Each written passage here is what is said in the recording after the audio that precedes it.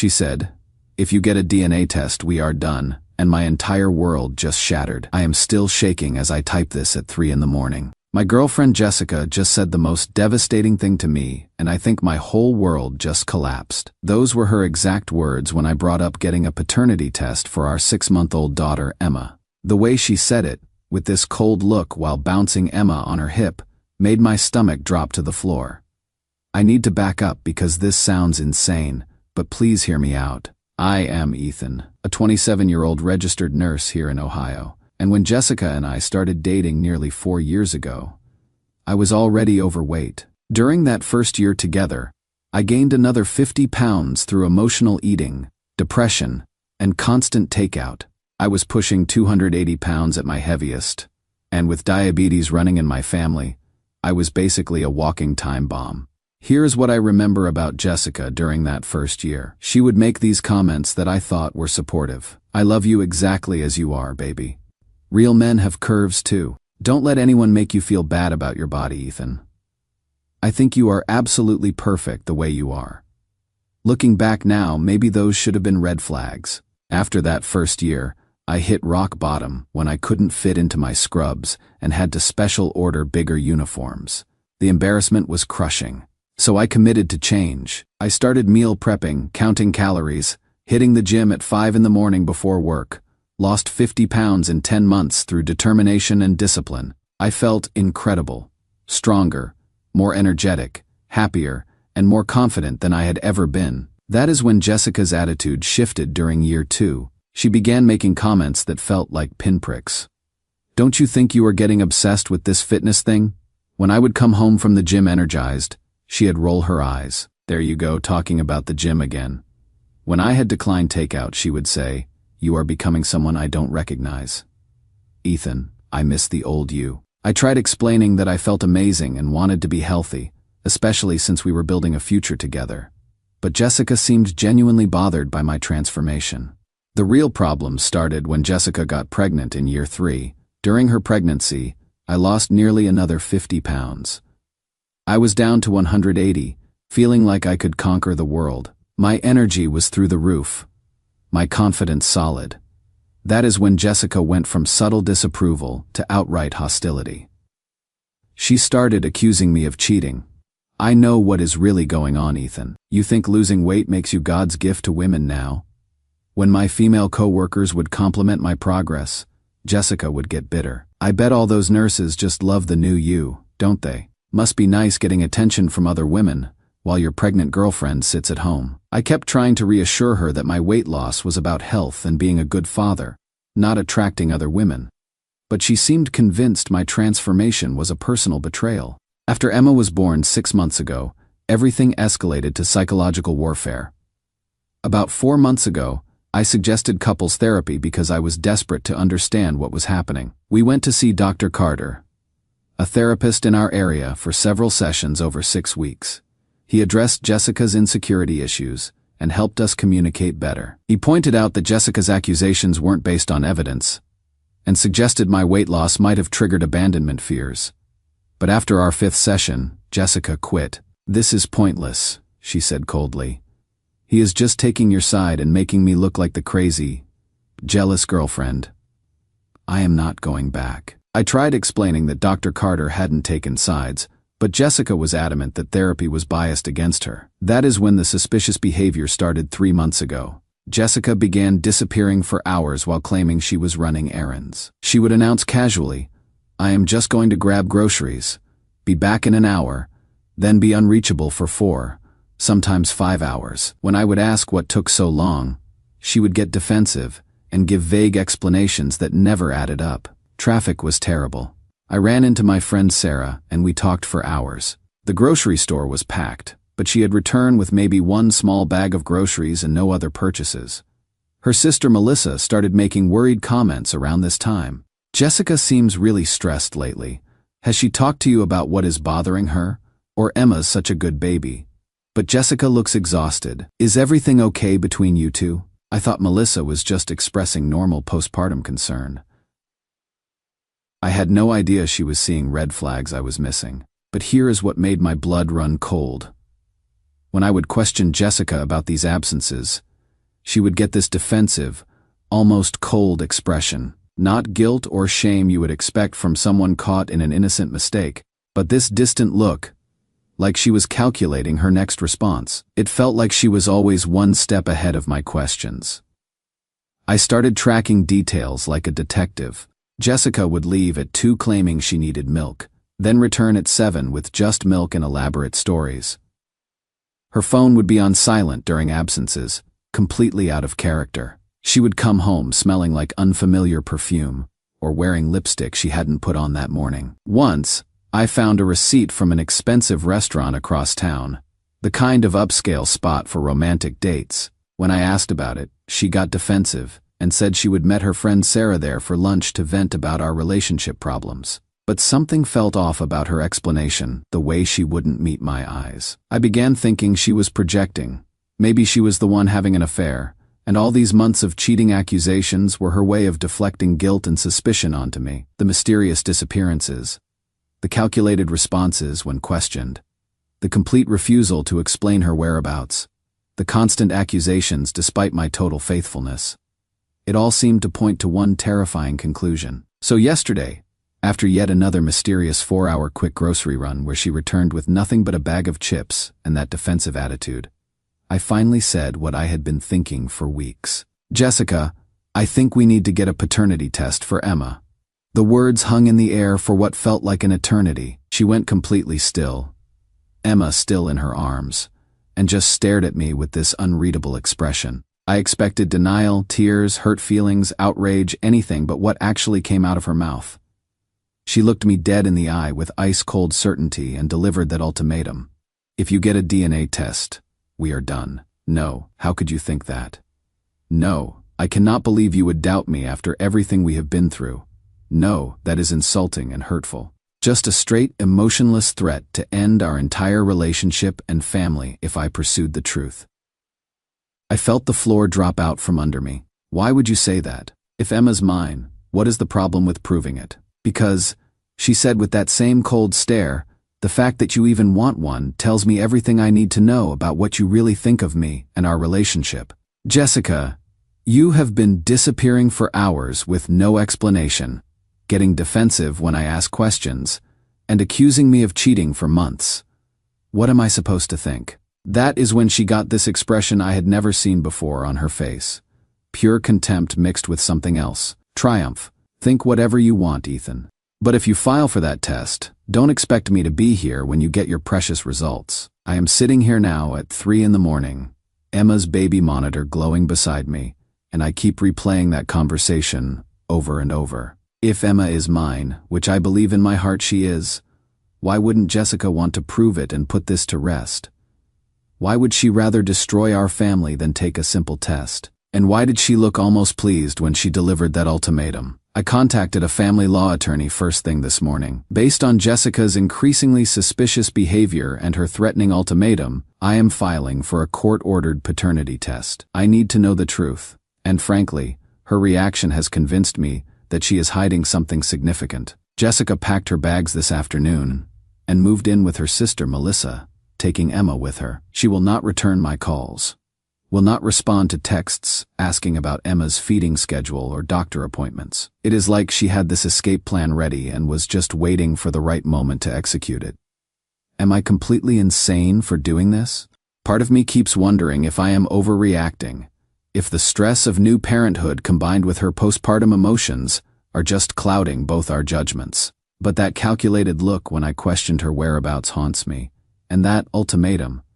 Why would someone with nothing to hide react so extremely to a simple request for truth? Update 1 6 weeks later. I have an update. Thank you for all your support on my original post. Your comments helped me realize I wasn't losing my mind. The court date was scheduled for Wednesday, but something changed everything. Jessica called me on Friday, 5 days before our court appearance. Ethan, she said, crying, I need to tell you something before court. I have been thinking non-stop, and I realized that when the DNA test comes back showing Emma is yours, you are going to know something else was going on. You are going to put the pieces together anyway, so I would rather tell you myself. I was confused but relieved. Then why are you so afraid of the paternity test? Long pause. Then she said something that shattered my brain. I never actually cheated on you, she continued. But I did stage things to make you think I might be. That restaurant receipt you found. I went there with my friend Sarah, and we specifically chose that romantic place on purpose. I told her how confident you had gotten, how I felt like you didn't need me anymore. And she suggested making you feel uncertain. We ordered wine and an expensive meal, and I made sure to leave the receipt where you would find it. The disappearances, the new perfume, even some of the things I said. It was all calculated to make you worry about losing me. What? I asked her to repeat that because surely I had misunderstood. I was deliberately pretending to act shady and suspicious to make you feel what I felt when you started losing weight and getting confident and getting all this attention from people. When you lost weight and got confident, started getting compliments from coworkers and patients. When people would tell you how amazing you looked, I felt like you didn't need me anymore. I felt completely invisible. All those female nurses praising your transformation, patients telling you how good you looked, people saying you were glowing up.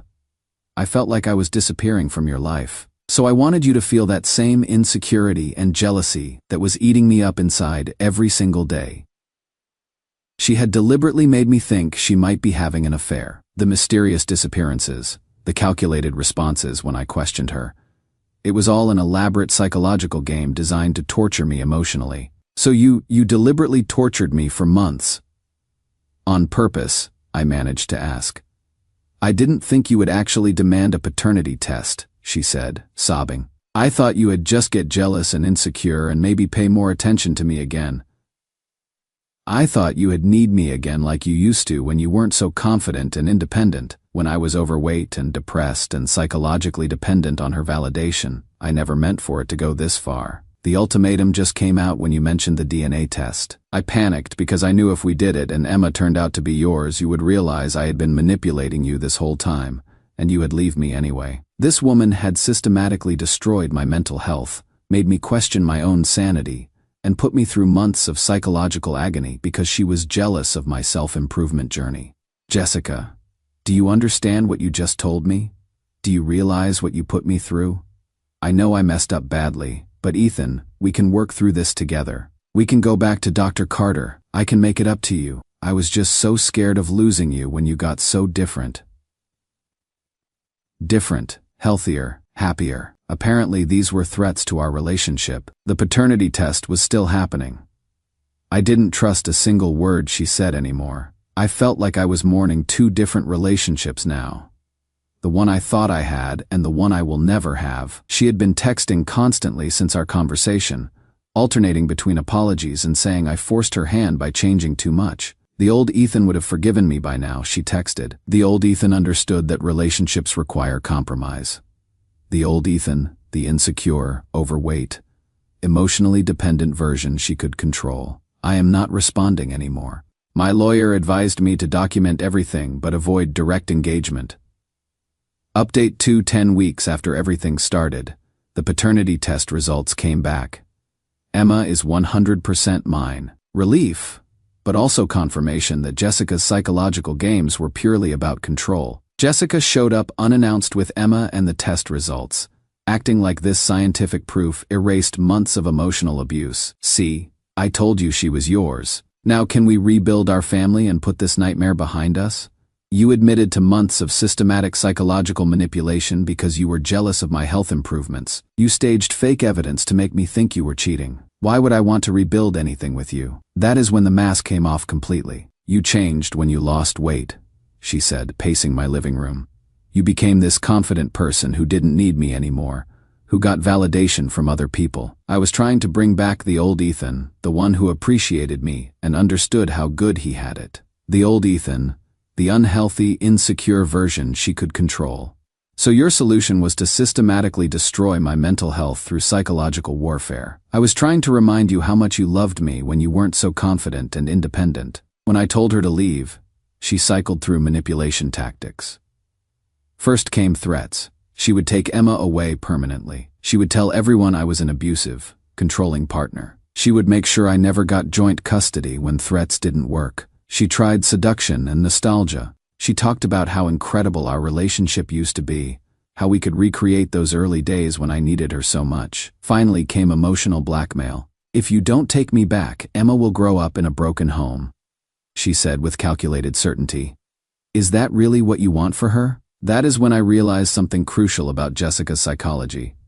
She doesn't want reconciliation because she loves me or wants to create a healthy family. She wants reconciliation because she absolutely cannot stand that I have grown beyond needing her validation. My transformation threatens her sense of control, and she will use our daughter as leverage. Emma will grow up seeing her father respect himself and establish healthy boundaries, I told her firmly. Maybe watching me refuse to accept psychological manipulation will teach her to never tolerate it from anyone else. Jessica's face went through several expressions: shock, rage, desperation, and finally this cold, dead stare that made my skin crawl. "This isn't over, Ethan," she said, heading for my door. "Emma is my daughter too, and I am not going to let you poison her against me. I have spoken to my lawyer about documenting everything. Her admission of deliberate manipulation, her threats regarding custody, her attempts to use Emma as emotional leverage. We are moving forward with formal custody arrangements. I am working through these feelings in therapy now. I am seeing a different therapist that Dr. Carter recommended to avoid conflicts of interest, and it is helping me process this psychological trauma. Part of me still grieves for the relationship I thought we had, the woman I thought I loved, but I cannot unsee what she revealed about her true character and capacity for calculated cruelty. She didn't just fake suspicious behavior to get attention. She orchestrated months of psychological warfare because she preferred me depressed, insecure, and emotionally dependent on her validation. That is not love. That is manipulation and control disguised as caring. Emma stays with me 4 days a week now during temporary arrangements. Being her father is the best part of every day. I am also getting back into my fitness routine consistently, which feels like reclaiming a part of myself that Jessica tried to take away through shame and psychological manipulation.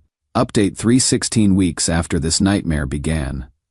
Jessica's sister Melissa asked to meet urgently. She explained she had been quietly gathering evidence during custody proceedings because she was worried about Emma's well-being. What she revealed, I am still processing. She showed me screenshots from Jessica's group chat that she had accessed from Jessica's laptop while staying at her house. The messages made me sick and explained so much. Jessica had been calling my weight loss her worst nightmare, getting detailed coaching from friends on how to make me insecure again. The messages showed a systematic plan: make him think he is not the only option, act distant and mysterious. Confident men hate feeling insecure about their relationships. This manipulation strategy had been developed and refined over more than a year, with her friends actively encouraging the psychological games. "There is more," Melissa said, looking disturbed.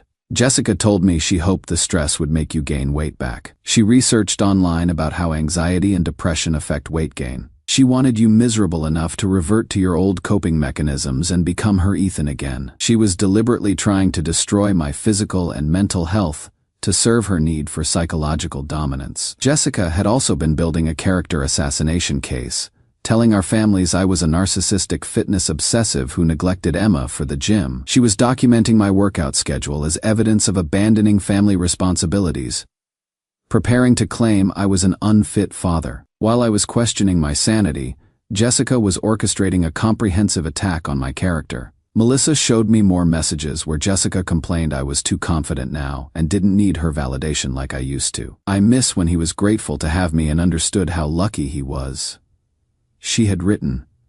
"Now he acts like he has options."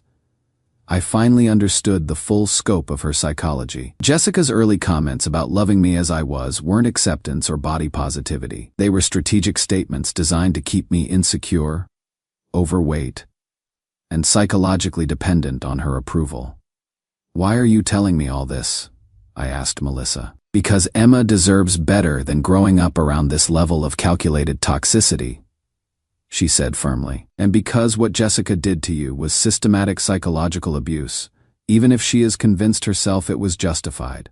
You needed to understand what you are really dealing with in custody proceedings." Jessica had been planning to claim I was mentally unstable for demanding a paternity test, arguing that my fitness obsession demonstrated neglect of family responsibilities and that my paranoid behavior proved I was unfit to parent. I immediately forwarded all of Melissa's evidence to my attorney. Current status, after all this chaos.